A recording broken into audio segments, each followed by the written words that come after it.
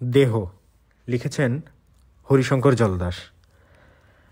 আমার এই কাহিনীর মধ্যে ছিটে ফোটা মিথ্যে নেই, যা বলিব সত্য বলিব ধরনের কাহিনী এটি। যাদের ঘরে বউ আছে, সেই বউ তরুণী বা বুড়ি, তারা আমার এই গল্পের মর্মার্থ বুঝবেন না। যারা পৌর বয়সে বউ হারিয়েছেন, রাগে অথবা অন্যের প্রতি অনুরাগে যাদের বউ ঘর ছেড়েছে, তারাই বুঝবেন আমার এই গল্পের সারার্থ। যেই বিপত্নিকের দু একটা সমত্ব সন্তান আছে ঘরে এবং তাদের চোখ রাঙানিতে নতুন করে বিয়ে করতে পারছেন না, অথচ রাত বিরেতে শরীরে আরেকটা শরীরের জন্য প্রবল আকুতি জাগে, শুধু তারাই আমার এই গল্পের যথার্থ পাঠক বলে আমি মনে করি। তাদের জন্যই আমার এই কাহিনী বলা। অন্যরা এই গল্প না পড়লেও চলবে, আমার ক্ষেত্রে তারা এই গল্প না শুনলেও চলবে। লেখকেরা হন্যে হয়ে কাহিনী খুঁজে বেড়ান, এর ওর কাছ থেকে তাদের জীবনের কাহিনী শোনেন, সেই কাহিনীর সাথে নিজের জীবন অভিজ্ঞতার মিশেল দিয়ে গল্প ফাঁদেন। আমার এই গল্পের ক্ষেত্রে কিন্তু এই নিয়ম খাটে না। এটা ধার করা কোনো কাহিনী নয়, একেবারে নিরেট সত্য কাহিনী। একটু ঝেড়ে কাশি আপনাদের সামনে। সত্যি বলতে কি, এটা আমার জীবনেরই কাহিনী। এতদিন পর্যন্ত নানা কৌশল অবলম্বন করে পরের কাহিনী শুনিয়ে গেছি আপনাদের। এবার ঠিক করলাম আর ফাঁকি ফুকি নয়, নিজের জীবনের সত্য ঘটনাই শোনাবো আপনাদের। তাতে পাঠকের কি লাভ হবে জানি না, আমার লাভ হবে এটা যে আমার ভেতর লুকিয়ে থাকা একটি দুর্মর দুর্দমনীয় বাসনাকে আপনাদের সামনে খুলে মেলে ধরতে পেরে এতদিনের জগদ্দল পাথরের চাপ থেকে মুক্তি পাবো আমি। এই কাহিনী আমার, সুতরাং নায়কও আমি এই গল্পের। বাবা প্রাইমারি স্কুলের শিক্ষক ছিলেন। জীবনের শেষ দিকেই খুঁটাখালী সরকারি প্রাথমিক বিদ্যালয়ের প্রধান শিক্ষক হয়েছিলেন তিনি। আমাদের গায়ের নামটি বড় অদ্ভুত, কাউয়ার দ্বীপ। কাউয়া মানে কাক। বাবাকে একদিন জিজ্ঞেস করেছিলাম, আমাদের গায়ের নাম এত অদ্ভুত কেন? বিএসসি পাশ হলেও ইতিহাসের দিকে ঝোঁক ছিল বাবার। তিনিই বলেছিলেন, ওই যে দূরে বাঘখালী নামে যে ছোট্ট নদীটি বয়ে যাচ্ছে, ওটা একসময় আমাদের গ্রাম ঘেঁষে বয়ে যেত। ওই নদীরই পালি দিয়ে কাউয়ার দ্বীপ তৈরি। প্রথম দিকে এখানে কোনো জনমানুষ ছিল না। কি এক অজানা কারণে শত শত কাক এসে একসময় এখানে আশ্রয় নিতে শুরু করলো। খাবারের খোঁজে সকালের দিকে বাইরে গেলেও সন্ধে নাগাদ অজস্র কাক এসে এখানে জড়ো হতো। মানুষের মুখে মুখে এই জায়গার নাম হয়ে গেল কাউয়ার দ্বীপ। তারপর দুই এক ঘর করে মানুষ আসতে লাগলো এখানে। একসময় একটা জনবসতি গড়ে উঠল এই কাউয়ার দ্বীপে। আমার বাবা একটি কাঠখোট্টা টাইপের মানুষ ছিলেন। সাপকে সাপ আর দড়িকে দড়ি বলতেন। কারোর চাপে দড়িকে সাপ বলতে এবং মানতে রাজি হতেন না তিনি। একদিন এক স্কুল পরিদর্শক এলেন স্কুলে। প্রধান শিক্ষক ছিলেন না সেদিন, বাবাই ছিলেন দায়িত্বে। ছোকরা বয়সের পরিদর্শক স্কুল ঘুরে ভারিক্কি চালে প্রধান শিক্ষকের চেয়ারে বসলেন, চা পানি খেলেন। যাওয়ার সময় টাকা দাবি করে বসলেন বাবার কাছে। বাবা বেঁকে বসলেন। টাকা দেবেন কোত্থেকে তিনি? চাপাচাপি করলে চাঁচাছোলা ভাষায় বললেন, এত চ্যাংড়া বয়সে ঘুষ খাওয়া শিখে ফেলেছেন? পরিদর্শক কটমট করে তাকিয়ে থেকেছিলেন বাবার দিকে। তারপর প্রধান শিক্ষকের রুম থেকে বেরিয়ে গিয়েছিলেন। ফল কিন্তু ভালো হয়নি। তার রোশানলে পড়ে বাবা দীর্ঘ দিন পরে প্রধান শিক্ষক হতে পেরেছিলেন। তো আমার বাবা অন্য জায়গায় কাঠখোট্টা হলেও মায়ের সামনে কিন্তু বেশ নরম সরম থাকতেন। বাবা মাকে বেশ সমীহ করে চলতেন।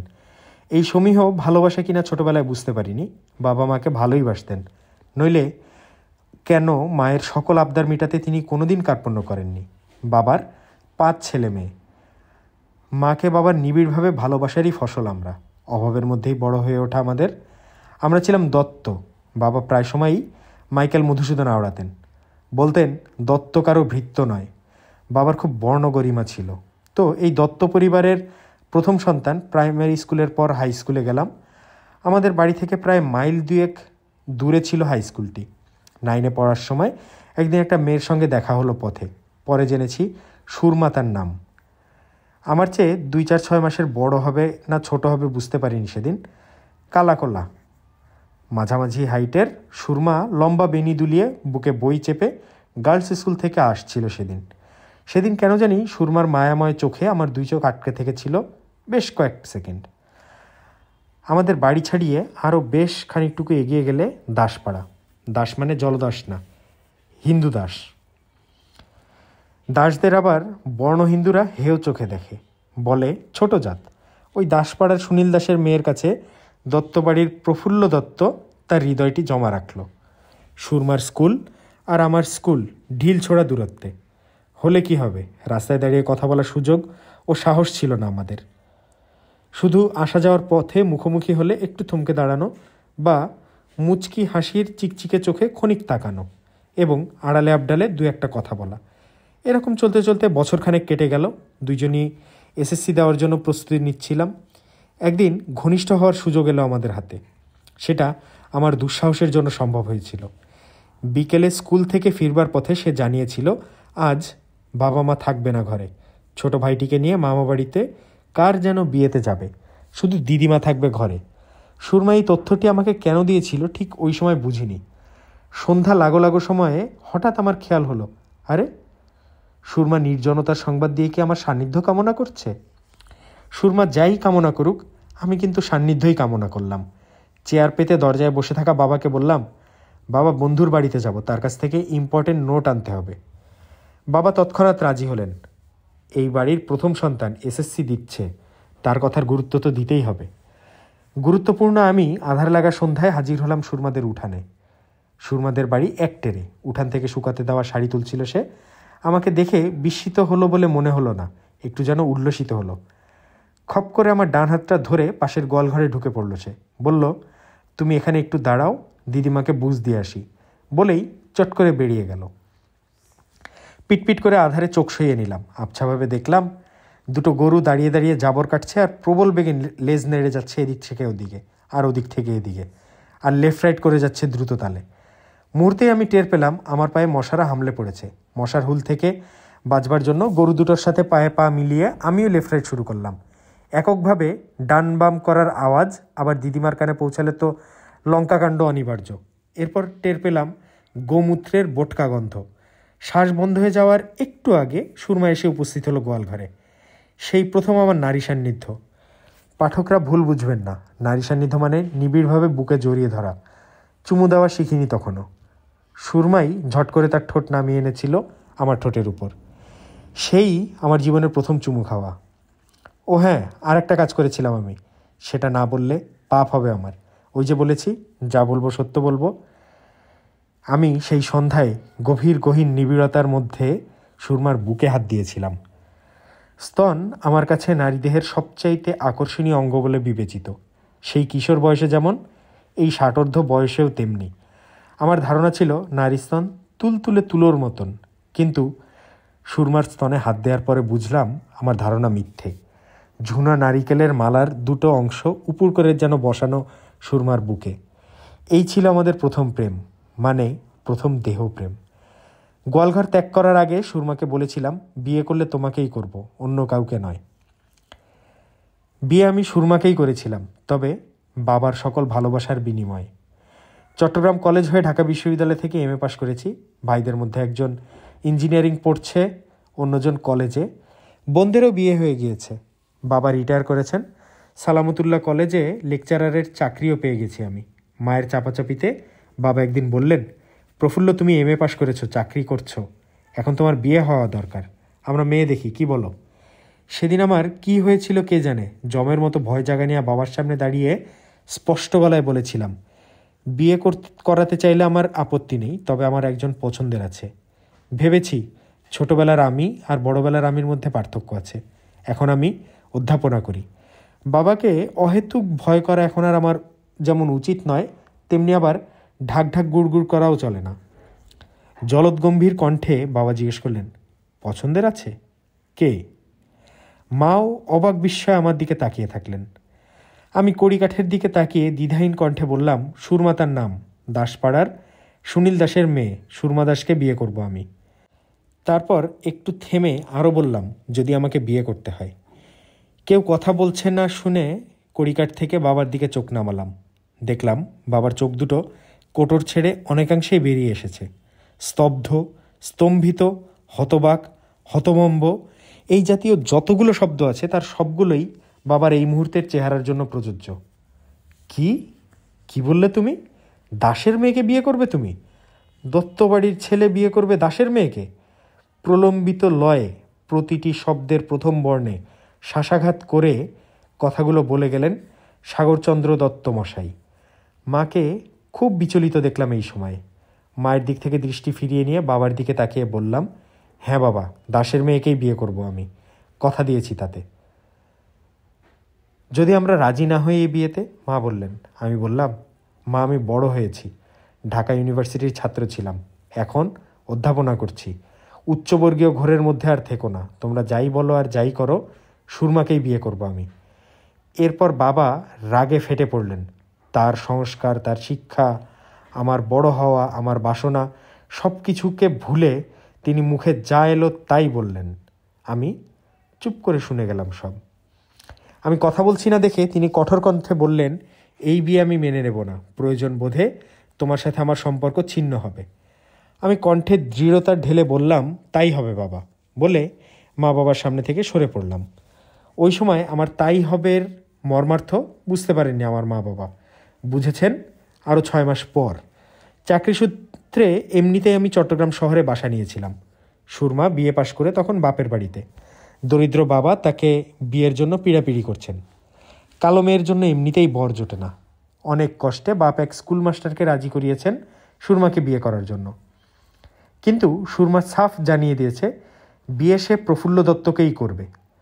একদিন আমাদের বিয়ে হয়ে গেল। চট্টেশ্বরী মন্দিরেই আমাদের বিয়ে হলো। কাউয়ারদ্বীপ থেকে সুরমা একা চট্টগ্রাম শহরে এসে পৌঁছেছিল বিয়ের একদিন আগে। আমাদের নতুন জীবন শুরু হলো। ছোট্ট 2 রুমের বাসাতে আমরা দাম্পত্য জীবন শুরু করলাম। এই জীবন অম্ল মধুরে ভরা। বাবা নাকি বলে বেড়াচ্ছেন প্রফুল্ল ছাড়াও আমার অন্য ছেলে আছে, তারাই আমার বংশের মুখ উজ্জ্বল করবে। প্রফুল্ল কুলাঙ্গার, আমার কেউ না। তোমরা তাকে বলে দিও ওই নষ্টটা যাতে আর আমার বাড়িতে না আসে। আমার বাড়ি যাওয়া বন্ধ হয়ে গেল। মাঝে মাঝে মা বাবা আর ভাই বোনদের জন্য বুকটা কেঁপে উঠত।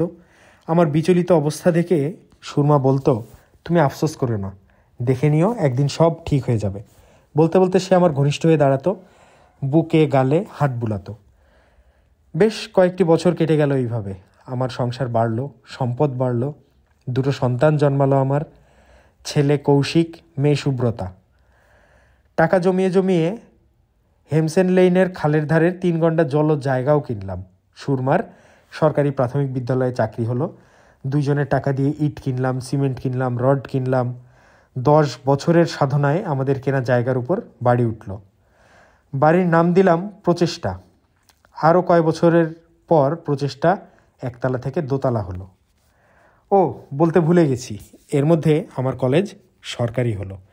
সেই সুবাদে আমিও সরকারি কলেজের সহকারী অধ্যাপক হয়ে গেলাম। ছেলে মেয়ে স্কুলে যায়, স্ত্রী চাকরি করে, আমি অধ্যাপনা। সুখের জীবন। এই জীবনে আর একটা সুখ যুক্ত হলো, ব্যাকরণ বই লেখা। বাংলা বাজারের এক প্রকাশক এসে ধর্ণা দিল, স্যার একটা ব্যাকরণ বই লিখে দেন ক্লাস 7-এর জন্য। আমি বললাম, আমি কি ব্যাকরণ বই লিখব, অনেক বই তো বাজারে, সব বইতে তো একই কথা লেখা। আমি লিখলে তো আর ওই নত্যবিধান সত্যবিধান, পদ কয় প্রকার, একটি পূর্ণ বাক্যের কী কী বৈশিষ্ট্য, এসব কিছু অন্য যা লিখেছে তাই লিখব, কারণ ব্যাকরণের নতুন কিছু তো আবিষ্কৃত হয়নি। না ভাই, ওইসব আমাকে দিয়ে হবে না। কিন্তু প্রকাশক নাছোড়বান্দা। আমি বেশ কয়েকবার তাইরে নাইরে করে শেষ পর্যন্ত রাজি হলাম। লিখলাম একটা ব্যাকরণ বই। লিখলাম মানে কি, এর বই থেকে এই অংশ, ওর বই থেকে ওই অংশ, এবং নিজে কিছু নতুন উদাহরণ দিয়ে লিখলাম আর কি। কী আশ্চর্য, বইটি পড়ুয়ারা নিল। হই হই রই রই করে বিক্রি হলো ব্যাকরণ বই। প্রকাশক আমাকে বঞ্চিত করলো না, টাকা দিল অনেক। আমার ঘরে প্রাচুর্য এলো। বাচ্চাদের নতুন নতুন জামা কেনা হলো, স্ত্রীর গায়ে নতুন নতুন শাড়ি উঠল। আমার স্ত্রী কালো বলে প্রসাধন সামগ্রীর দিকে তার প্রবল ঝোঁক। ইচ্ছে মতো ওসব কিনতে পেরে খুশিতে আটখানা হলো সে। নিজের বাড়িতে থাকি আমি, আর আমার স্ত্রীর বেতনে সংসার চলে স্বচ্ছন্দে। সন্তানেরা প্রাথমিক থেকে হাই থেকে কলেজে যায়। সহকর্মীরা বলে সুখী পরিবার। দাদা, আপনার মতো সুখী মানুষ এই দিন দুনিয়ায় আর নাই। ওরা যাই বলুক, আমি জানি আমার মতো দুঃখী মানুষ খুব কমই আছে এই পৃথিবীতে। মা বাবা পরিত্যক্ত আমি। কোনো অপরাধ না করেই দীর্ঘদিন ধরে গুরুদণ্ড ভোগ করে যাচ্ছি। শুধুমাত্র নিচু বংশের মেয়েকে বিয়ে করার কারণে আমার দত্ত বাবা আমাকে ত্যায্য করেছেন। আমার বাহ্যিক সুখের খবর, আমার ঐশ্বর্যের সংবাদ বাবার কাছে যায়। বাবা নির্লিপ্ত থাকেন।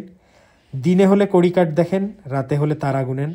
সংবাদবাহকেরা তার দিকে তাকিয়ে থাকে, তিনি কোনো কথা বলেন না। চেহারায় কঠোরতা ঢেলে অন্য কাজে মনোনিবেশ করেন। আমার সন্তান জন্মের খবর যেদিন তার কাছে পৌঁছায় সেদিন নাকি তিনি একটু বিচলিত হয়েছেন। কৌশিকের জন্মের খবর পেয়ে তার চেহারা নাকি আনন্দে উদ্ভাসিত হয়ে উঠেছিল। কই কই গেলা বলে মাকে ডেকেছিলেন। মা কাছে এসে জিজ্ঞেস করেছিলেন, কেন ডাকলে? হেসেলে কাজ করছিলাম। ইতিমধ্যে বাবা তার ভেতরের উচ্ছ্বাসকে গলা টিপে হত্যা করে ফেলেছেন। অনুরাগকে দাবিয়ে রাগ তখন তার চোখে মুখে টকবক করছে। মায়ের প্রশ্নের জবাবে নির্লিপ্ত গলায় বাবা বলেছিলেন, না, এমনিতেই তোমাকে ডাকলাম, সকাল থেকে তোমাকে দেখছি না তো। মা মুচকি হেসে আবার রান্নাঘরে ঢুকেছিলেন। আমার সেই বর্ণবাদী একরোখা নির্মম বাবা শেষ পর্যন্ত একদিন আমাকে খবর পাঠিয়েছিলেন। পাড়া তো কাকার মুখে তোমার বাবা পাঠিয়েছেন আমাকে কথাটি শুনে আমার কলিজা লাফিয়ে উঠেছিল। সেদিন আনন্দেও যে মানুষ বিহ্বল হয়ে পড়ে সেদিনই আমি বুঝেছিলাম। বেশ কিছুক্ষণ পর বিহ্বলতা কাটিয়ে আগ্রহ ভরে কাকাকে জিজ্ঞেস করেছিলাম, কেন কাকা, বাবা কেন পাঠিয়েছেন আপনাকে? কাকা বলেছিলেন, তোমার মায়ের খুব অসুখ, বাঁচা মরার ব্যারাম। আসলে মা খুব অসুস্থ হয়ে পড়েছিলেন। স্থানীয় ডাক্তাররা ব্যর্থ হলে গঞ্জের বড় ডাক্তারের কাছে মাকে নিয়ে গিয়েছিলেন বাবা। দীর্ঘদিন চিকিৎসার পরও মা ভালো হলেন না। বাবা দিনরাত মায়ের শয্যার পাশে পড়ে থাকলেন। তার নাওয়া খাওয়া বন্ধ হয়ে গেল। তিনি মায়ের মাথায় শুধু হাত বুলান আর বলেন, সব ঠিক হয়ে যাবে প্রফুল্লর মা, তুমি ভালো হয়ে উঠবে। ম্রিয়মান কণ্ঠে মা একদিন বাবাকে বলেন, তুমি প্রফুল্লকে খবর দাও, মরার আগে আমি আমার বড় ছেলেকে দেখে যেতে চাই। বাবা মাকে সত্যিই ভালোবাসতেন। স্ত্রীর অসুস্থতা তাকে দুর্বল করে ফেলেছে। মায়ের এই আবদারকে বাবা ফেলতে পারলেন না। কাকাকে পাঠিয়েছিলেন আমার কাছে। আমি আমার কলেজে পড়ার ছেলে কৌশিককে নিয়ে দীর্ঘদিন পর কাউয়ার দ্বীপের সাগরচন্দ্র দত্তের উঠানে হাজির হয়েছিলাম। পাড়ার সব মানুষ সেদিন আমাদের উঠানে জড়ো হয়েছিল।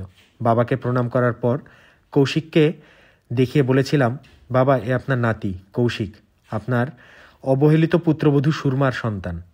বাবা আমার শেষ কথার খোঁচাকে গায়ে মাখলেন না, ঝাপটে ধরলেন কৌশিককে। বুকে এমনভাবে চেপে ধরলেন যেন পারলে কৌশিককে বুকের ভেতর ঢুকিয়ে ফেলেন। তাকিয়ে দেখলাম বাবার দুই চোখ বেয়ে জলের ধারা নামছে। সমবেত মানুষদের মধ্যে আনন্দধ্বনি উঠল। ঘরের ভেতর থেকে মা চিচি করে বলছেন, কি হচ্ছে বাইরে? এত মানুষের আওয়াজ কেন? কে এলো? প্রফুল্ল এলো নাকি? সেই দিনই মাকে নিয়ে এসেছিলাম আমার বাড়িতে। বাবা কাতর কণ্ঠে বলেছিলেন, আমি একা এখানে কি করব? তোমার মাকে কে দেখবে? আমিও আসি তোমার মায়ের সাথে।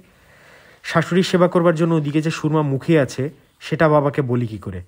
বাবা না গেলেও মায়ের যে বিন্দুমাত্র অযত্ন অবহেলা হবে না এই কথা জানালে বাবা যে দমে যাবেন। বাবাও আসুন আমার বাড়িতে, এটা আমি মনে প্রাণে চাইছিলাম। মায়ের অসুস্থতার কারণে আমার বাড়িতে মহামিলন মেলা বসলো। শহুরে ডাক্তারের চিকিৎসায় মা ভালো হয়ে উঠতে লাগলো। বাবা, মা, পুত্র, পুত্রবধূ, পৌত্র, পৌত্রী নিয়ে প্রচেষ্টায় আমার জীবনের আরেকটা অধ্যায় শুরু হলো। সেই অধ্যায় শুধু আনন্দের, শুধু সুখের, শুধু উল্লাসের। এরপর আমার জীবন থেকে অনেকটা বছর ফুরিয়ে গেছে। মা মারা গেছেন, বাবা মারা গেছেন, মেয়ের বিয়ে দিয়েছি কানাডা নিবাসী গৌতমের সঙ্গে, ছেলে বিয়ে করে ঢাকায় চাকরি নিয়েছে, আমি চাকরি শেষ করেছি, সুরমা রিটায়ার করেছে এবং এক ভোর রাতে আমার জীবন আকাশ থেকে টুপ করে খসেও পড়েছে সুরমা। আমাকে আগাম কোনো জানান না দিয়ে আমার জীবন থেকে হারিয়ে গেল সুরমা। শেষের দিকে আমরা দুইটা আলাদা শয্যায় শুতাম। গভীর রাত পর্যন্ত পড়াশোনা করতাম বলে সুরমার ঘুমের ব্যাঘাত ঘটত। সুরমাই একদিন বলল, ঘুমের ব্যাঘাত হচ্ছে আমার, আমি কাল থেকে পাশের রুমে শুই, কি বলো? কাতর চেহারায় আমি সম্মতির মাথা নাড়লে পাশে শোয়ার সুরমা আমার খোলা বুকে হাত বুলাতে বুলাতে বলেছিল, দরজা তো খোলা থাকবে। জানো তো, সম্রাট শাহজাহান যমুনার অপর পারে আরেকটা তাজমহলের কাজ শুরু করেছিলেন। কালো রং ছিল তার। কালো তাজমহলে তিনি থাকবেন, বর্তমানেটায় থাকবেন মমতাজ, যমুনার ওপরে থাকবে ব্রিজ। পূর্ণিমাতে পরস্পর যাতায়াত করবেন পরস্পরের তাজমহলে। তারপর হাসতে হাসতে সুরমা আরও ঘনিষ্ঠ হয়ে বলেছিল, কখনো তুমি, কখনো আমি যাবো আর আসবো। সেই রাতে অপার আনন্দে ভেসেছিলাম আমরা। পরের রাত থেকে আমাদের আলাদা থাকা শুরু হলো। বিরহেও যে প্রেম বাড়ে, পরের রাত থেকে আমি অনুধাবন করতে শুরু করেছিলাম। চলছিল এইভাবে জীবন, সোহাগে, স্বাচ্ছন্দ্যে। আমাদের বয়স হলে কি হবে? আমাদের ভেতরের প্রেমে কিন্তু ছিটে ফোটাও ভাটা লাগেনি। প্রেম আমাদের টেনে নিয়ে যেত দেহের উপান্তে। আমরা মশগুল হতাম একে অপরকে নিয়ে। বয়স, বার্ধক্য আমাদের জীবনে কখনো প্রতিবন্ধক হয়ে দাঁড়ায়নি। বরং বার্ধক্য আমাদের যৌবনকে উস্কে দিত। সুরমা মাঝে মধ্যে পেটে চিমটি কেটে সোহাগী কণ্ঠে বলতো, আসল কাজে বুড়ো হলে না কোনো দিন। আমি মুখে কিছু না বলে সুরমাকে বুকের গভীরে টেনে নিতাম। এই সুরমাই এক আজান পড়া ভোরে মারা গেল। টয়লেট করে এসে মৃদুকণ্ঠে আমাকে ডেকেছিল। আমার ঘর থেকে তার কাছে গেলে ও বলেছিল, আমার পাশে শোও তুমি, একটু আমাকে জড়িয়ে ধরো, আমার বুকে একটু হাত রাখো বলে চুপ মেরে গিয়েছিল সে। আমি পাশে শুয়ে সুরমাকে গভীর কামনায় জড়িয়ে ধরেছিলাম। অনেকক্ষণ পর আমি টের পেয়েছিলাম সুরমার হৃদক্রিয়া বন্ধ হয়ে গিয়েছে। হয়তো তার বাসনার কথা বলে সে মারা গিয়েছিল, অথবা আমার বুকের ওম নিতে নিতে তার প্রাণবায়ু দেহ খাঁচা ছেড়েছিল। সুরমার মৃত্যুর পর 7 বছর কেটে গেছে। এখন আমার 67। বিশাল বাড়িতে থাকি, স্বজনহারা। আপনারা বলবেন, স্ত্রী মারা গেছে তো কি হয়েছে, আপনার কন্যা আছে, পুত্র আছে। আমার কাছে ওরা থেকেও নেই। কখনো কানাডা থেকে, কখনো ঢাকা থেকে ফোন আসে, হাই বাবা কেমন আছো, নিজের দিকে খেয়াল রাখবে। এসব কথাবার্তা মেকি, প্রাণ নেই, ভালোবাসা নেই এসব কথায়। ওরা আমার আত্মজ অথবা আত্মজা হলে কি হবে, দূরবর্তী আত্মীয়ের ভালোবাসা দূরস্থানের মতো অস্পষ্ট হয়ে আসে একদিন। আমার ক্ষেত্রেও তাই হয়েছে। যে আমার প্রকৃত আত্মীয় ছিল সে ফাঁকি দিয়ে চলে গেছে। এখন আমি একা, সম্পূর্ণ একা। সম্পূর্ণ একা বললে ভুল হবে। পদ্মা নামের এক নারী আমার দেখভাল করে এখন। 40-এর কাছাকাছি বয়স তার, বিধবা, মাঝারি ফর্সা। স্বামী ছাড়লে কি হবে, যৌবন পদ্মাকে ছেড়ে যায়নি। নিবিষ্ট মনে সে ঘরের কাজগুলো করে যায়, আর নিবিড় চোখে আমি তার দিকে তাকিয়ে থাকি। আঁচলের ফাঁক দিয়ে কখনো কখনো তার ব্লাউজ ঢাকা স্তন উকি মারে। আমি গোয়ালঘরে সুরমার কাছে ফিরে যাই। সে ভিজে ন্যাকড়া দিয়ে ফ্লোর মুছে, তার নিতম্ব দোলে এদিক থেকে ওদিকে। আমার লোল জিহ্বা তার নিতম্বের তলায় তলায় ঘোরে। আমার বিবেক, আমার সমাজ, আমার সংস্কার বলে, কি করছো প্রফুল্ল, তুমি যে অধ্যাপক, এই অঞ্চলের মানুষ যে তোমাকে পরম শ্রদ্ধা করে। আমি বাসনার গলা চিপে ধরি, খবরদার, আর যদি চোখ দাও পদ্মার দিকে, তাহলে তোমার একদিনকে আমার একদিন। তারপরও আমার চোখ যায় পদ্মার হাতাকাটা ব্লাউজের নিচের অংশে। চেকনাই কোমরের চোখ আটকে যায় আমার। অজান্তে মুখ দিয়ে বেরিয়ে আসে, আহা কি মনোলোভা। আমার স্ত্রী সুরমা সামনে এসে দাঁড়ায়, মুখে কিছু বলে না, শুধু কাতর চোখে তাকিয়ে থাকে আমার দিকে। বলি, তুমি নিশ্চিন্তে থাকো সুরমা, তোমার প্রফুল্ল ঠিক আছে। কিন্তু শেষ পর্যন্ত আমি ঠিক থাকতে পারি না। শরীরের প্রতি রন্ধ্রে রন্ধ্রে শিহরণ জাগে আমার। নির্জনতা শিহরণে প্রাবল্য বাড়ায়। আমি কাজের ওছিলায় রান্নাঘরে যাই, পদ্মার পাশে পাশে ঘুরি। ঘুরতে ঘুরতে মনে হয় সমাজ অসার, বিবেক অসার, এমনকি সুরমা অর্থহীন। সব কিছু ছাপিয়ে আমার চোখের সামনে, আমার দেহের সামনে পদ্মাবতীর যৌবনভরা দেহ সারোৎসার হয়ে দেখা দেয়।